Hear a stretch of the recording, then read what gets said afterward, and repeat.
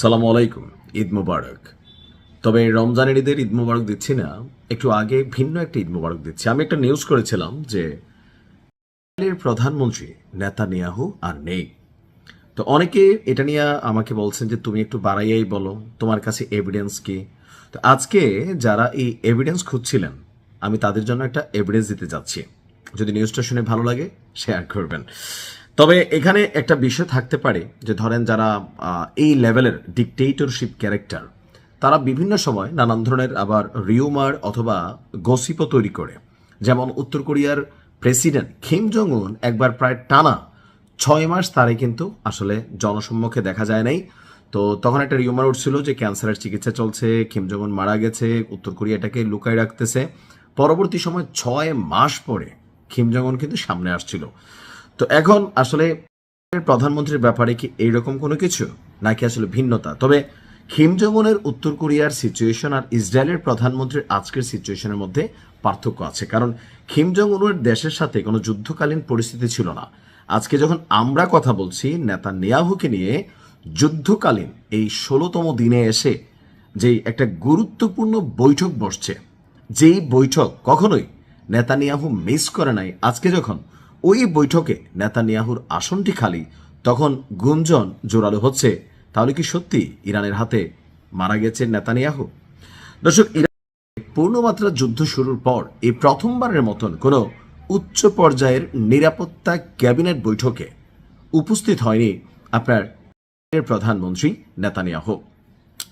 কোন রকম আপনার আগাম ঘোষণা বা ব্যাখ্যা ছাড়াই প্রধানমন্ত্রীর এই রহস্যজনক অনুপস্থিতি নিয়ে ইসরায়েল জুড়ে যেমন গুঞ্জন আছে, পশ্চিমা বিশ্বেও গুঞ্জন জোরালো হচ্ছে।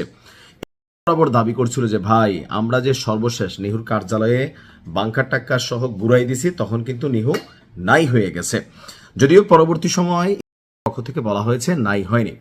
তো গত 28শে ফেব্রুয়ারি থেকে শুরু হওয়া এই সংঘাতের 16তম দিনে এসে দেশটির প্রধান নির্বাহীর এই জনসম্মুখে না আসা বা গুরুত্বপূর্ণ নীতি নির্ধারণী বৈঠকে অংশ না নেওয়াকে অত্যন্ত অস্বাভাবিক হিসাবে দেখছেন বিশ্ব নেতারা বা রাজনৈতিক বিশ্লেষকরা।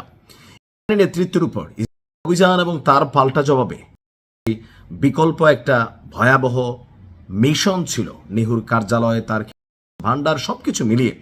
তো সেখানে বলা হচ্ছে যে এই মুহূর্তে যখন যুদ্ধকালীন পরবর্তী সিদ্ধান্তগুলো কি হবে, যেদিকে আমরা দেখছি প্রায় 2500 সৈন্যের একটা স্পেশাল ফোর্স পাঠাচ্ছে।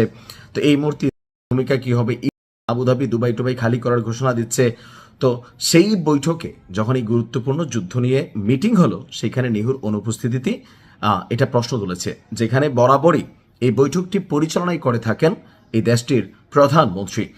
জর্ডান ভিত্তিক সংবাদ মাধ্যম রয়া নিউজ বলছে যে গুরুত্বপূর্ণ সামরিক সিদ্ধান্ত নেওয়ার দিন নিহুর অনুপস্থিতি তার মৃত্যুর গুঞ্জনকে জোরালো করছে। তার পরিবর্তে জ্যেষ্ঠ সামরিক কর্মকর্তা এবং মন্ত্রীরা এই বৈঠকে নেতৃত্ব দিয়েছে। সাম্প্রতিক ক্ষেপণাস্ত্র হামলায় ইসরায়েলি সেন্টার লক্ষ্যবস্তু হওয়ার পর থেকে এই রহস্য আরও ঘনীভূত হচ্ছে। আন্তর্জাতিক গণমাধ্যম গ্লোব অবজারভার তাদের একটা প্রতিবেদন বলছে যে আজকের এই উচ্চ স্তরের নিরাপত্তা বৈঠকে অনুপস্থিতি একটা বার্তা তৈরি করছে।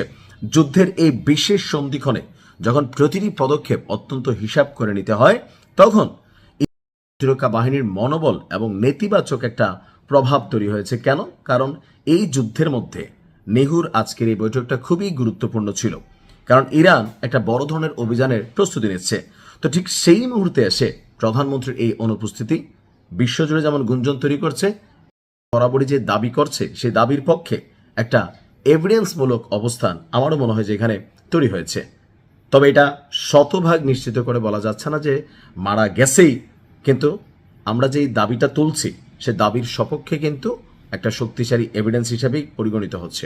ভালো থাকুন, আসসালামু আলাইকুম।